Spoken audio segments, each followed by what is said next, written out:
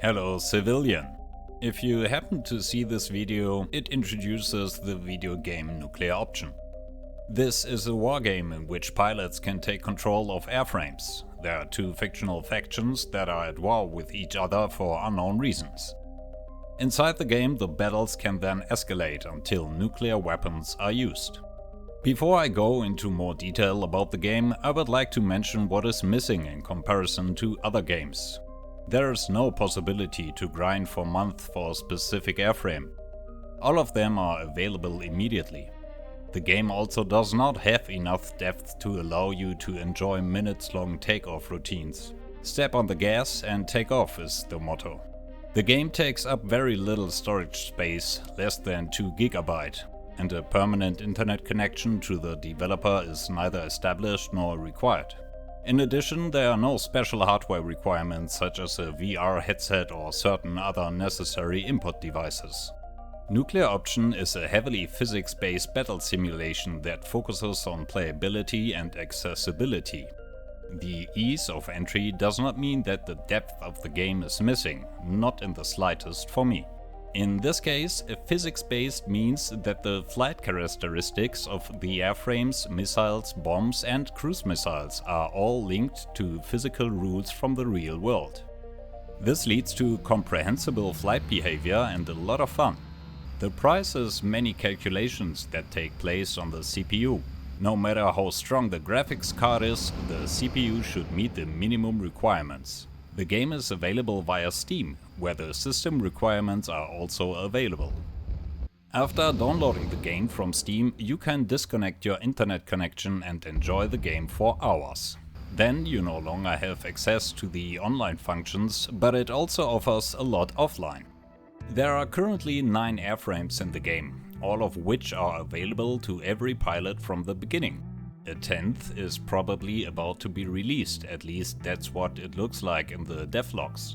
You can immediately start a free flight session, choose an airframe, arm it as you like and start to get a feel for the game. In addition to the 9 airframes, which pilots can control directly, there are also vehicles and ships in the game that are controlled by an AI. Airframes can also be flown by the AI. Vehicles and ships can receive movement commands from the pilots so that they can be tactically positioned. During flight, pilots usually have other things to do than command ground troops, but in large battles, the effect of ground troops or naval units should not be underestimated.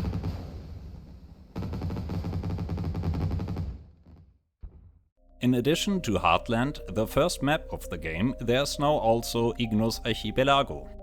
Heartland has a lot of land and little water. With Ignis Archipelagos it's the other way around.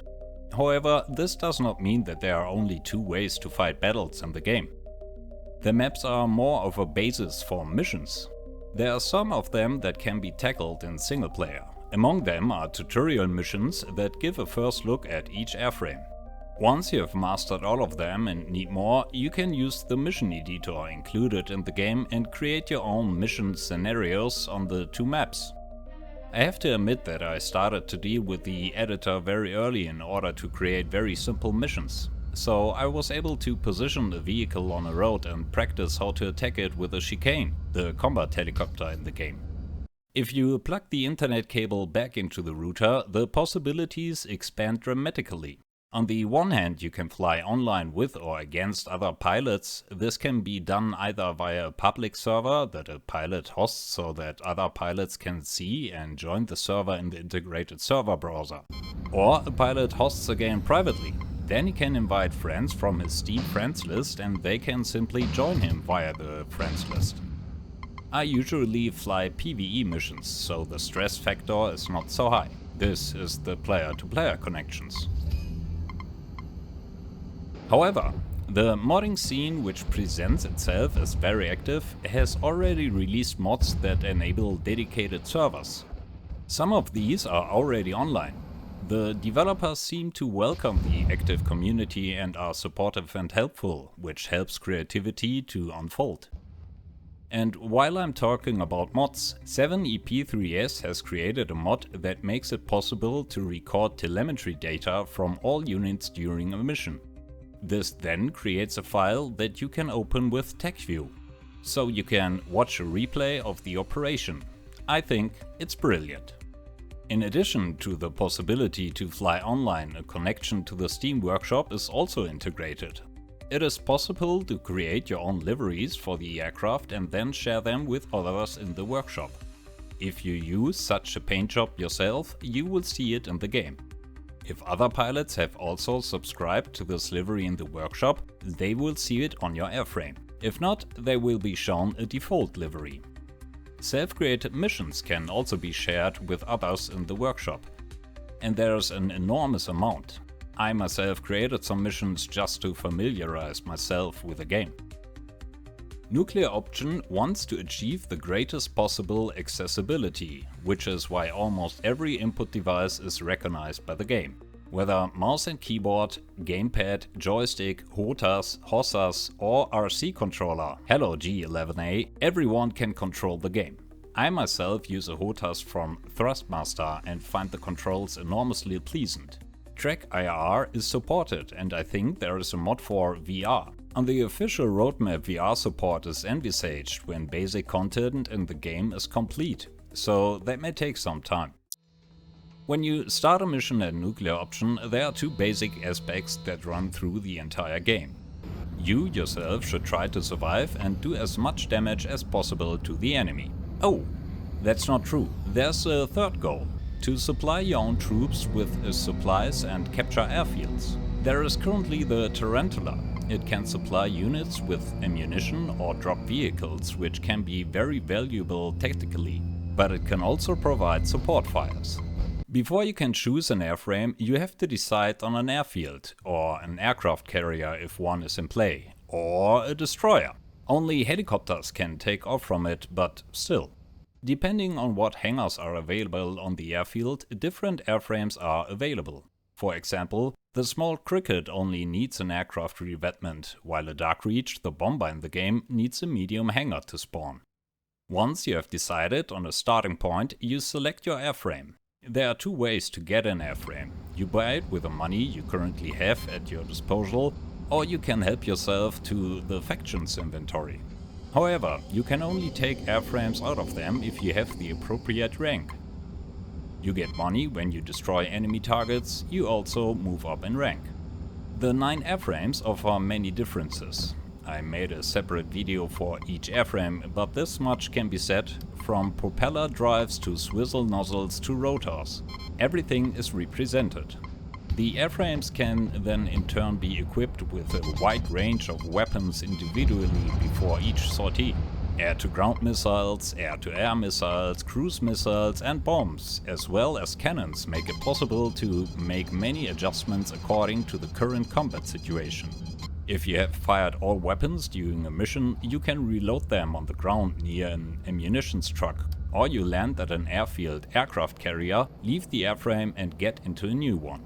The faction inventory houses airframes produced by factories located in the mission. In addition, when creating a mission, you can set how many airframes a faction can have at the beginning of a mission.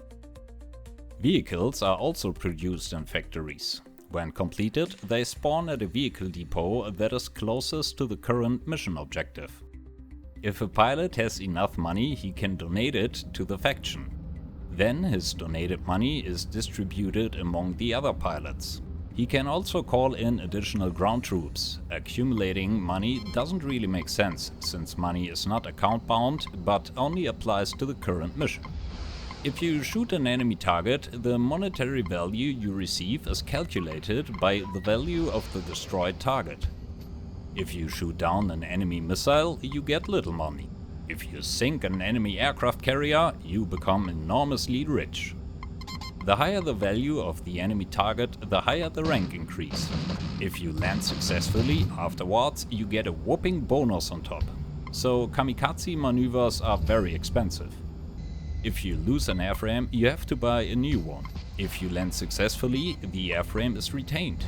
You can then either use it again or sell it to perhaps afford something else. When buying an airframe, it is also important to consider that the armament is on top of the purchase price. And yes, nuclear weapons are very expensive. Once in the air, it is important to familiarize yourself with the flight characteristics of the airframes. They all have their own character traits. Then you have to avoid threats from the air. There are infrared guided missiles and radar guided missiles. But projectiles and missiles can also fly around your ears from the ground and water. To get an overview of all units in the game, I can refer to my videos again, but also to the official wiki of the game. This serves me 90% as a source for all my knowledge about the game. It may look simple, but it has an enormous amount of information. For me, the game has a lot of fun in learning to master it. And maybe I'm enormously slow, but with over 1000 hours in the game, I still don't have enough. I have dealt intensively with the chicane and have more and more fun flying it. But then there are all the other airframes. Dropping bombs, for example, I'm still an absolute newbie. I don't want to give the impression that it takes forever to get something done in the game. On the contrary, you can have fun with the game enormously quickly, because you can adjust a lot of things to your taste in advance. I like the flight model of the chicane so much that it's just exciting to fly new routes, perform new maneuvers, handle the weapons more efficiently and so on. Of course, the same applies to jet pilots. There are some who can perform tricks where I don't even know how to start. Easy start? Check. A lot of game depth as far as the gameplay is concerned? Check. And even if nuclear option was absolutely unknown to you, you now know that civilians who would like to be pilots can find a very attractive candidate at nuclear option. Oh yes, the price is relatively low. In Germany it is currently €70.49, and there's everything I talked about in the video. No extra DLC, no subscription this or battle pass that, 70.5 euros and you have the complete game. The complete game? No. Nuclear option is currently in early access and is in constant development. The developers can all be reached via the game's official Discord server as well as 80,000 pilots.